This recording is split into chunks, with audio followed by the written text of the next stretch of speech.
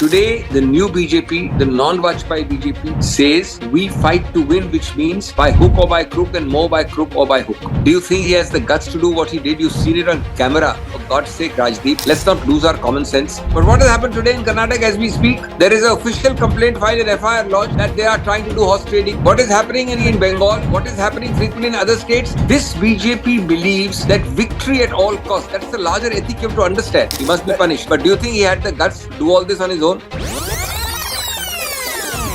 In the manner in which the Supreme Court suggested that the presiding officer had allegedly attempted to brazenly rig the polls. The man brazenly puts dots as an excuse for rejecting.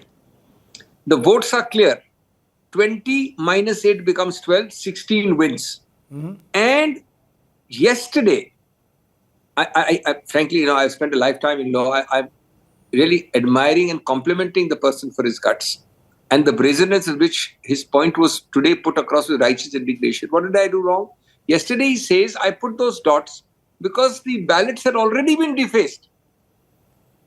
Now brings the second point. The court walked the talk. It's very important for the court to walk the talk, to deal with the last mile remedy.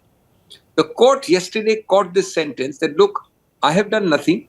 I put a dot because it had already been defaced by the candidates. They said, let's have a look at the proof of the pudding is in the eating. Let's get the ballots.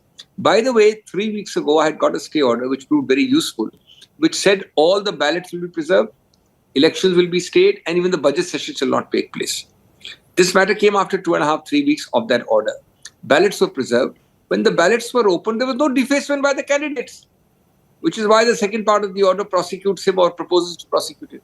But I'm not concerned about the individual. I'm not even concerned about this particular case, which at the end of the day is a municipal case. What is interesting, Rajdeep, is you are finding it with brazen, monotonous regularity. And I have no hesitation in saying... Are you suggesting to me that what the presiding officer Anil Masih did in a Chandigarh Mayor poll is happening across the country? Yes. How? Absolutely. Allow me to explain. I am not going to mince words. You take most of the elections across the country. I can understand where it's wafer thin. You will fight. But today, BJP, the new BJP, the non-Vajpayee BJP, the BJP unrecognizable from the true BJP, says we fight to win, which means by hook or by crook, and more by crook or by hook. You will find, tell me, in a Rajya Sabha election, if you are 43 and somebody is 25, I'm giving a hypothetical example. Why will the 25 declare a candidate? It's an open election. There's no confidentiality. You have to show your vote. The only reason would be a declaration of intent that we intend to win by two means: money or inducement and fear. No, you're referring, Dr. Singhvi, to Himachal Pradesh, where you are a Rajya Sabha candidate of Congress, where Congress has 43, BJP has 25. No, you have to show... What happened in Chandigarh was a polling officer allegedly defaced these papers and deliberately, in a way, attempted to rig the polls. The Supreme Court has come out against him. When you say this is happening across the country, you're making a very serious allegation. Of course I am. It may not be the same form. You may not have a pliant returning officer in Karnataka. But what has happened today in Karnataka as we speak? There is an official complaint filed in FIR lodged that they are trying to do horse trading. What is happening frequently in Bengal? What is happening frequently in other states? This BJP believes that victory at all costs. That's the larger ethic you have to understand. As I said, today, if you forget my case or your case or this state, the very fact that you declare that we intend to have a candidate with no arithmetical chance of winning indicates and makes an inducement offer. Look, come to me. I am here with weighted bags waiting for you. That is the real point. No, but can I therefore push you, Dr. Singhvi, because in this case, the polling officer is the one who's now charged, presiding officer, with the possibility of contempt of court. He could be prosecuted, or at least that's what the Chief Justice said, for the manner in which he conducted this poll. But do you believe he was acting on instructions from above? If so, who? Is the court willing to go that far? Or has the court caught the smallest piece in this entire episode? Let's be clear, Rajdeep. Number one, he is the entire presiding officer is the word. B, number two, he is being hauled up at the moment at a notice stage for perjury, which is a criminal offense under Section 340. Number three, he says yesterday, 24 hours ago, something which no amount of brazenness would have supported unless he knew that there is protection. Number four, you forget, he's not a government officer. He's a BJP councillor, head of the minority cell, who did not stand for election this time. If you're not standing for election, an ex-councillor can be the presiding officer. He's directly with the BJP. Number five, he repeats this sentence and today argues with righteous indignation. What happened? There's no problem. There's a camera. There are 50 people sitting around. If I look at the camera above me, what is wrong in that? Forgetting that the camera is actually recording what he's doing on the ballot. And on the ballot, the votes are clear. He puts a dot, a squiggle, and then uses his own dot, which does not identify the voter, which does not make it difficult to count. He uses that own thing to disqualify 8 votes.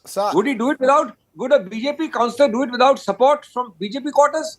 No, do we live in common sense or do we eat grass? No, so the question comes, therefore comes that does this go beyond this particular officer, but more importantly, the BJP subsequently He's not an officer, he's a politician. Yeah, a politician. Subsequently, 3 Aam Aadmi Party MLAs have switched to the BJP. The BJP can now well claim that they actually have, as you see those numbers, they can well claim now that they have the majority with these 3 defections. If that happens, then with a no confidence motion for all that you've achieved today in court, on the floor of that municipal corporation in Chandigarh, the BJP can again defeat you. Okay, 2 misconceptions I must clear is going around on all the channels. There is no concept of a no confidence. You're not talking of parliamentary democracy. This is a statute, a creature of statute, the municipal corporation, which gives a fixed 1-year term to the mayor. The mayor will last 1 year and go off. There is no concept, no provision, no statute for a no confidence. Get that clear. This is what is going around. Okay. So that is, the fruits of their poison tree will not be so easy for them to eat. Secondly, I wish they were to do that. What does it mean? You know, there is in democracy, Rajdeep, I cannot do anything by force. Ultimately, you have the majority to do wrong also. But the repeated wrongs you do by a majority, you actually paint yourself black. The people are seeing that you used the 2.5 weeks between when I got the stay order and today to come back last night, do a strategic resigning of the mayor, and today, very blithely and blasely, argue in the court, why don't we have elections again, sir? Let's have elections. Because you use the 2.5 weeks to induce and cross over these councillors. I want to ask you today, are you making a direct charge that the BJP's top leadership, right up to the Home Minister, Prime Minister, are involved in what happens in the Chandigarh Mayor poll? I am not taking names. I don't know where the buck stops. Everybody knows that in this country, the buck stops at the top. At 1.5 levels. Now, that's not the point. The point is I have not lost my sense of common sense. There's this poor Masih, a ex-councillor of the BJP, who is temporarily put in charge of a presiding officer role. Do you think he has the guts to do what he did? You've seen it on camera. For God's sake, Rajdeep, let's not lose our common sense. Unless he has the complete backing of what he thinks is the central government, or what he thinks is the ruling powers of the country. Do you think this poor man will have the power or the guts to do it himself? He has, of course, committed perjury, so he's not a poor man. He must be punished. But do you think he had the guts to do all this on his own? And secondly, I want to ask you that this painting yourself black by repeatedly saying, now our mayor will resign, we'll have elections again. Because why? We have used this time to convert people. Do you believe that this is a one-off, where the Supreme Court has actually acted and intervened in this dramatic manner? And I have even declared the poll results something unprecedented almost in Indian democracy? No. Or do you believe that increasingly the court will be forced to look at horse trading, whether it takes place tomorrow in a Rajya Sabha election or indeed in any election in the country? Well, my clear answer is I jolly well hope it is so. I really and genuinely believe that where the conscience of the court is sufficiently shocked by the facts, it is not in every average ordinary case or just an allegation that the court will intervene. But where you find such facts and the court went down to the bone to look at it, the court must make sure that the remedy follows the default. Otherwise, you'll end up giving a sermon. Today, the court's great virtue in this case has been that they've given last mile remedy or last mile connectivity and not merely given a declaration. Okay. Otherwise, operation successful, patient dies is not the remedy. And that is where a message is rightly sent to the presiding officers of the country, to those who indulge in horse trading, be it in Rajya Sabha or other disqualification proceedings, that look, there is somebody watching over you. Now we understand that the court always doesn't have time. So we sympathize with the lack of time of the court. But when they get down to it, this is the right way to proceed, and they've done it wonderfully.